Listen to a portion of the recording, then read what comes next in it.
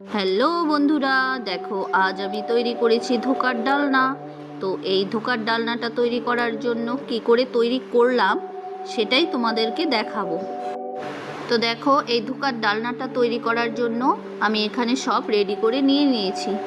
এখানে নিয়েছি দুটো শুকনো লঙ্কা, এলাচ নিয়েছি, গোটা জিরে, কাঁচা লঙ্কা, টমেটো কুচি, আদা বাটা।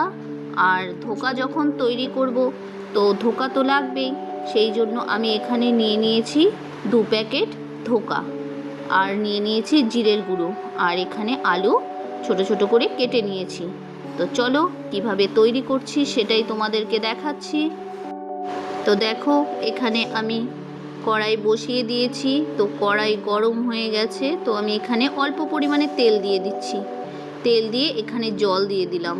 তো জলটা একটু গরম হলে এখানে আমি ধোকা পাউডারটা দিয়ে দেব।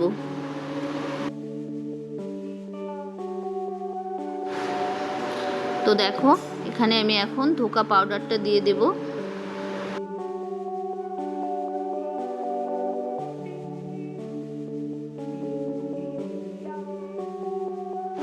তো এখানে দেখো, ধোকা পাউডারটা দিয়ে দিয়েছিলাম। তো আমার ধোকাটা তৈরি করা হয়ে গেছে। তো এখন আমি এটা নামিয়ে নেব। তো দেখো, একটা থালায় আমি একটু তেল মেখে নিচ্ছি। আমি এখানে ধোকাটা নামিয়ে নেব।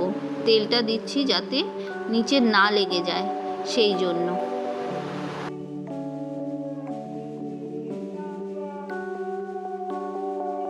তো দেখো, ধোকাটা এখানে আমি নামিয়ে নিয়েছি। তো এটা হাতের সাহায্যে একটু ছড়িয়ে দিয়েছি। তো এটা ঠান্ডা হতে দেব। এখন ঠান্ডা হওয়ার পরে তারপর এটা আমি ছুরির সাহায্যে কেটে নেব। তো দেখো, এখানে আমি আবার কড়াই বসিয়ে দিয়েছি। তো কড়াইতে কিছু পরিমাণে তেল দিয়ে দিলাম। তো এখন আমি ছোট ছোট করে কেটে রাখা আলুগুলো ভেজে নেব।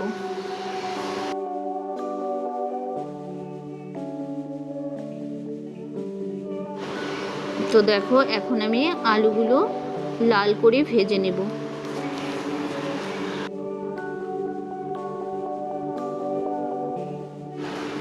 তো দেখো, এখানে আমি দিয়ে দিচ্ছি সামান্য পরিমাণে হলুদ, আর দিয়ে দেব অল্প নুন।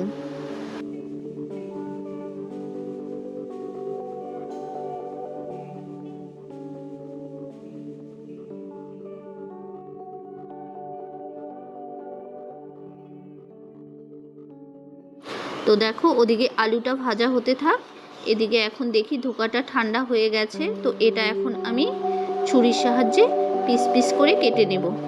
তো দেখতে থাকো।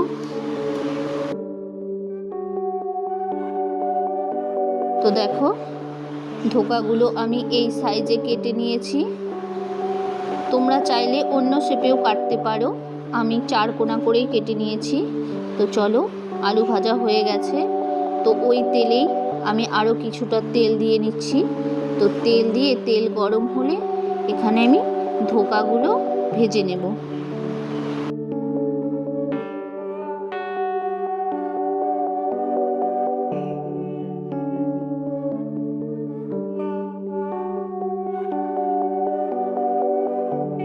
তো দেখো, ধোকাগুলো আমার ভাজা হয়ে গেছে।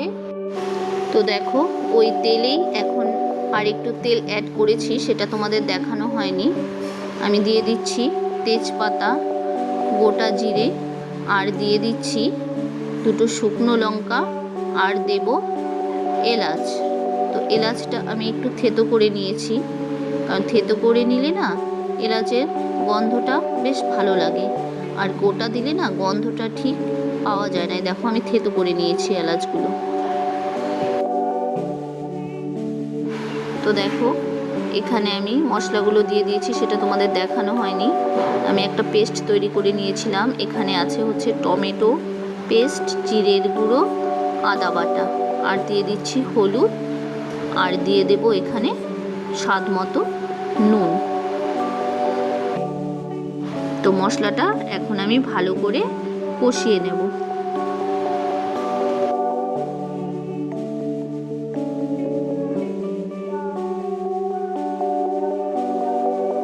দেখো, দেখো আমার মশলাটা ভাজা হয়ে গেছে। এখানে আমি এখন ভেজে রাখা আলুগুলো দিয়ে দেব। তো আলুগুলো দিয়ে আর একটু আমি ভেজে নেব।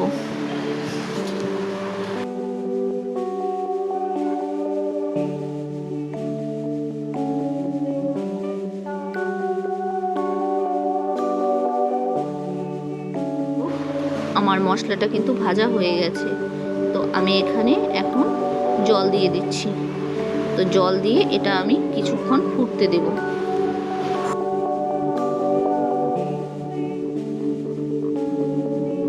তো দেখো এখানে বেশ খানিকক্ষণ ঝোলটা ফোটার পর এখানে আমি ধোকাগুলো দিয়ে দেব।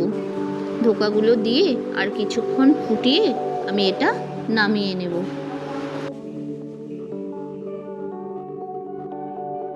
তো দেখো ধোকাটা কিন্তু আমার এখানে রেডি হয়ে গেছে।